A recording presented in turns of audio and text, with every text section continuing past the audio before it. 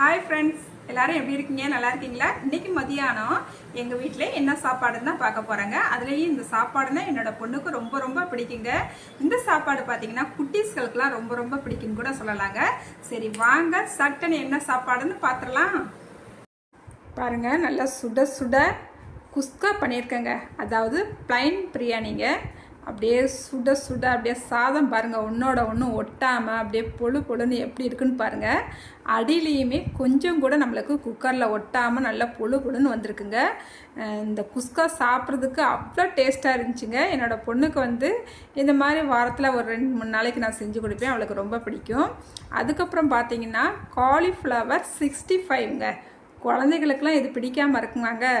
பெரியவங்களுக்குமே ரொம்ப பிடிக்கும், அப்போனா குழந்தைகளுக்கும் ரொம்ப பிடிக்கும் தானேங்க. அதுக்கப்புறம் தயிர் பச்சடிங்க வச்சு மதியானம் லஞ்சுக்கு சூப்பராக சாப்பிட்டேங்க. வீடியோ பார்க்குற நீங்களுமே வாங்குங்க, சாப்பாடு ரெடியாக இருக்குது, சுட சுட சாப்பிட்லாங்க. வீடியோ பிடிச்சிருந்தா லைக் பண்ணிடுங்க.